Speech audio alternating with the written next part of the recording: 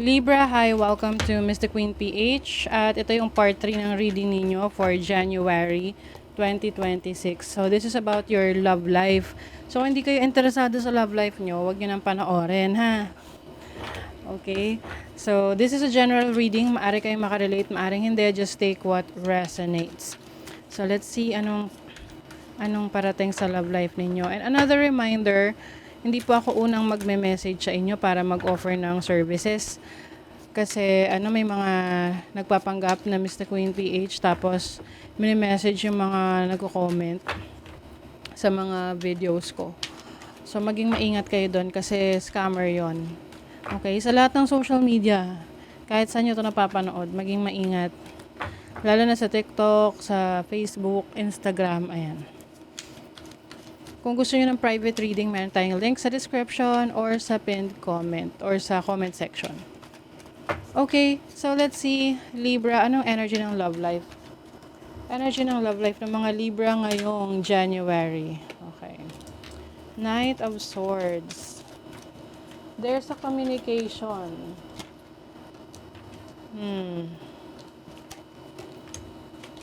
Oh, parang meron ditong gustong i-save ang kanilang relationship. So ngayon, magde-decide ka kung papayag ka, kung okay ka ba doon. Kasi pwedeng ito ay natapos na or medyo nagkakalabuan na kayo. And then this person realizes na okay, mahal ka pa niya, gusto niya ayusin yung relationship ninyo. Meron kasing malaking decision na ginawa dito, whether saan siya mas magiging masaya. So whether ikaw to, nagde-decide ka saan ka mas magiging masaya, or the person that you are dealing with. Merong energy ng air sign, Gemini, Libra, Aquarius. Merong ang lakas ng Libra, this is your energy talaga. And then Leo energy. So let us clarify. May manunuyo talaga. Susuyuin kasi gusto niya na ayusin. May magsusorry sa nagawa niyang pagkakamali. Pwede kasing meron ditong masakit magsalita, no? Pwedeng ikaw to or the person that you're dealing with, masakit magsalita. So, kumbaga sabi nga nila, mas okay pa nga daw na manakit ng physical kaysa no? Sa salita kasi pati emotions, tagos yun.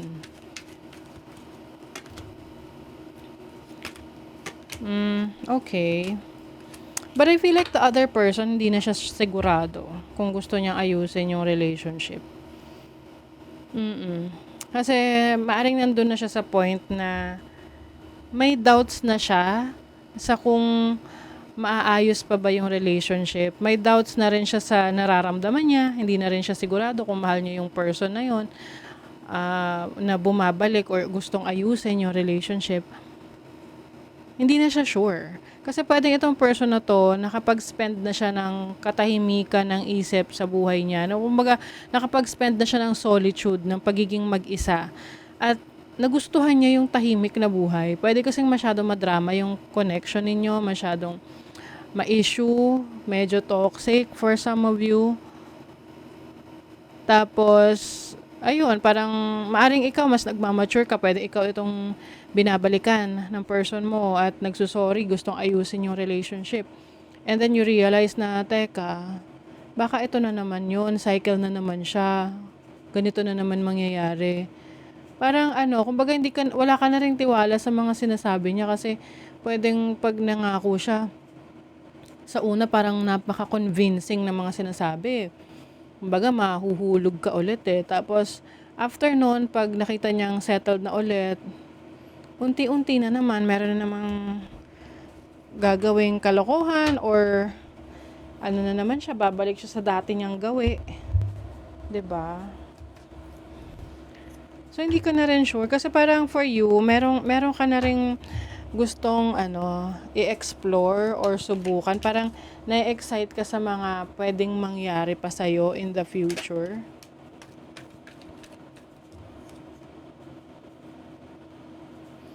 Meron ding may mga tao na rin na nagbibigay sa'yo ng advice, ganyan. May mga times na nami-miss mo yung person na to, pero maaring may nagsasabi sa'yo na ano ba, sige, mamimiss mo, o sige, mamimiss mo ulit yung ano, mga kalokohan niya, parang ganon.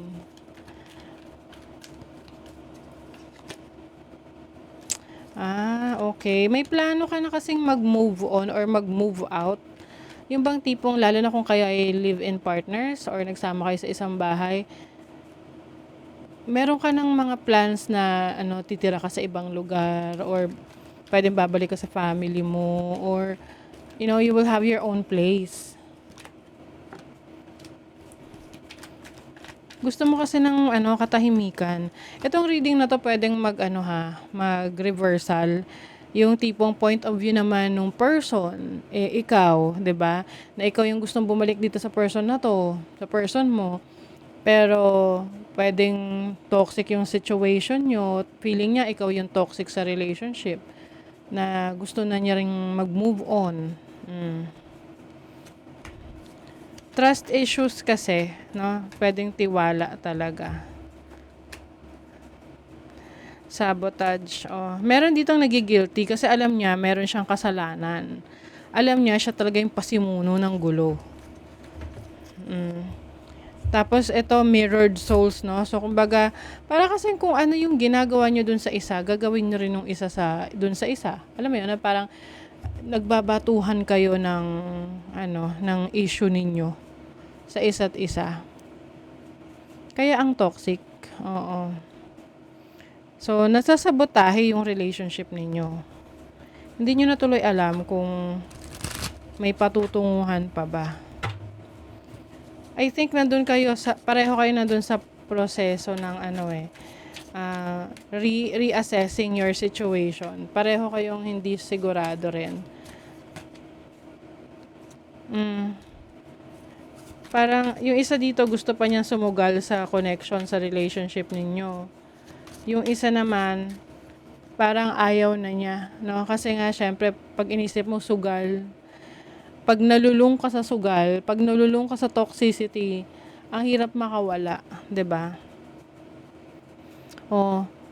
Meron dito may mga barriers daw, may mga bagay na humahadlang na sa inyo para magkasama kayo. Pwedeng mga tao sa paligid nyo, nakikialam, or mismong yung energy ninyo pareho, they are not really in alignment, na tipong kapag naiisip nyo na ayusin, biglang may mangyayari ulit, na kumbaga sa sugat, hindi pa siya naghihilom, mapapatakan ulit siya ng kalamansi, di ba mahapdi yun? Ganon, so parang nare-refresh. Oo, so yun ang nagiging issue ngayon dito. Nare-refresh yung sugat, yung problema, yung naging issue ninyo. Okay, let's see ano yung iba pa. May ganun minsan parang gusto mong bigyan ng chance, pareho nyo gustong bigyan ng chance yung relationship, pero pag andyan na parang hindi talaga parang hindi na talaga nagsuswak, hindi na talaga nag-a-align. Finding myself, diba? The hermit energy. Someone here wants to find himself or herself. I need to figure out what I want. I need space. Diba? Space talaga. Makes sense. So, pwede ikaw to, na umiiwas ka na talaga, gusto mo ng space para walang manggugulo sa'yo.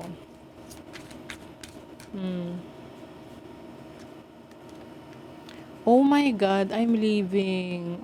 May aalis na talaga. Hindi lang space. Kunyari, space, hihingi ng space, pero aalis na talaga. Be adaptive and receptive to lead our love to divine growth. I think this is like growth para sa isa't isa, na may mga times na kailangan nyo talagang maghiwalay para you will grow individually, no? So, hindi rin naman yun guarantee na pag nag-grow na kayo, nag-mature na kayo, magkakabalikan kayo. Kasi pwedeng nag-iiba na rin yung pananaw nyo sa buhay, the way you see life, yung gusto ninyo. Kaya, yun nga, pwedeng growing apart. So, let's see, ano yung action mo rito? Ay, nagmamadali ka. Parang, nagmamadali kang mag-take action. Tignan natin, ano yung action mo? Ten of Wands. O parang mag-aalsabalutan ka na rito eh. O, gagawa ka ng paraan na makalaya. You really want that freedom na kahit para sa'yo, medyo mahirap na, to live on your own, mag-isa, na, gagawin mo yung gusto mo, at least malaya ka. So that is your reading, Libra. Thank you so much. See you again.